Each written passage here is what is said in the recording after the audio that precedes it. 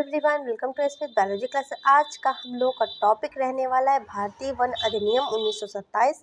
ठीक है, इसको समझेंगे। इस क्लास में हम लोग 3 टॉपिक समझेंगे। ठीक है, उससे पहले हम लोग की क्लास हो चुकी, प्लेलिस्ट बनी है आपकी पर्यावरण परिस्थिति के नाम से बनी है, वहाँ पर आपको सारी क्लासेस मिलती रहेंगी।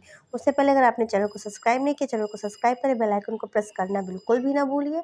और पीडीएफ नोट्स के लिए टेलीग्राम को जरूर ज्वाइन कर लीजिए, आपको डिस्क्रिप्शन में लिंक मिल जाएगा। आइए शुरू करते हैं। तो भारतीय वन अधिनियम 1927, और हाँ, ये सारे कॉम्पिटिटिव एग्जाम के लिए इम्पोर्टेंट नोट्स हैं। ठीक है, कोई सा भी आपका कॉम्पिटिटिव एग्जाम हो। भारतीय वन अधिनियम 1927 काफ़ी हद तक अंग्रेजों के अधीन लागू किए गए भारतीय वन अधिनियमों पर क्या था, आधारित था।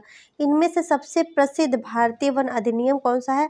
1878 था। कौन सा था? 1878 था। 1878 और 1927 दोनों ही अधिनियमों में वन क्षेत्र या महत्वपूर्ण वन्य जीवन वाले क्षेत्रों को क्या किया था? समेकित और आरक्षित करने, वन उपज के आंदोलन और पारगमन को विनियमित करने और लकड़ी पर लगाए जाने वाले शुल्क पर अन्य उपज, ठीक है, अनुपज की क्या की थी? मांग की थी। ठीक है, अनुपज की मांग की थी। ये पहला पॉइंट हुआ। दूसरा पॉइंट क्या हुआ? तो इस अधिनियम का वनों पर निर्भर समुदायों, ठीक, जो समुदाय वहाँ पे रहते थे, ठीक है, समुदायों के जीवन पर प्रभाव पड़ा था। इस अधिनियम में दिए गए मापदंड, प्रावधानों और जो वहाँ की क्रियाकलापें थी, ठीक है, का उद्देश्य वनों पर राज्य के नियंत्रण को बढ़ाना और साथ ही लोगों के वन उपयोग के अधिकारों को क्या, स्थिति को कम करना था। ठीक, अगला देखेंगे वन संरक्षण अधिनियम 1980।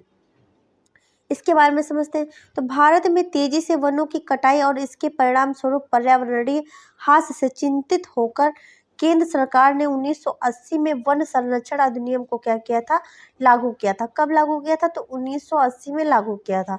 वन संरक्षण अधिनियम 1980 में यह निर्धारित किया गया कि वन क्षेत्रों में स्थायी कृषि, ठीक, जो स्थायी कृषि है, वानिकी के क्रियाकलाप के उद्देश्यों से केंद्रीय अनुमति आवश्यक है। इस अनुमति का उल्लंघन को एक आपराधिक क्या गतिविधि मानी जाएगी। मतलब आप अगर वहाँ पे कोई भी हस्तक्षेप कर रहे हैं तो इसे एक आपराधिक गतिविधि में शामिल किया जाएगा।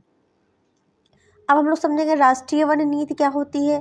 तो देखिए, राष्ट्रीय वन नीति भारत की स्वतंत्रता से पूर्व 1885 में पेगू के वन, ठीक, पेगू के वन देखो अधीक्षक डॉक्टर क्लैडेड, ठीक, पेगू के वन अधीक्षक जो थे वो डॉक्टर क्लैडेड की अनुशंसा में भारत के वन की चार्टर की घोषणा की गई थी। क्या की थी? वन की चार्टर की घोषणा की गई थी।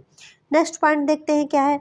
नेक्स्ट पॉइंट है अप्रैल 1864 में डिट्रिच बैड्रिज, देखो आपका डिट्रिच जो ब्रैडिस को भारत के पहले महानिरीक्षक के रूप में नियुक्त किया गया था।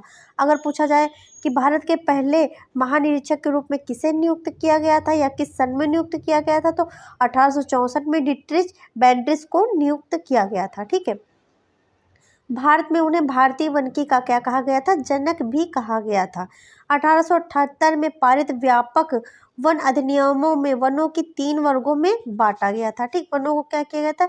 3 वर्गों में बांटा गया था। आरक्षित वन, संरक्षित वन, ग्रामीण वन, ठीक, 3 प्रकार के वन थे।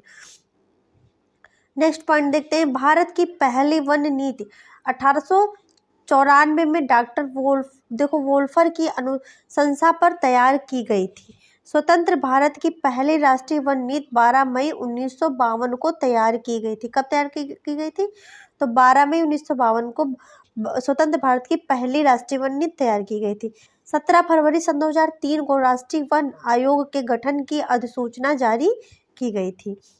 ये सारे आपको इम्पोर्टेंट नोट्स हैं। तो हम लोगों ने 3 इसमें जो है आपने टॉपिक कवर कर लिए। अगर आपको क्लास अच्छी लगी, चैनल को लाइक, शेयर एंड सब्सक्राइब करें।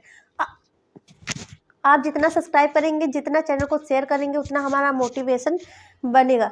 ठीक है, क्योंकि देखो इन नोट्सों के लिए मेहनत करनी पड़ती है, लिखना पड़ता है, सब कुछ करते हैं। तो प्लीज़ जितना हो सके उतना हमारे चैनल को सपोर्ट करिए। Thanks for watching.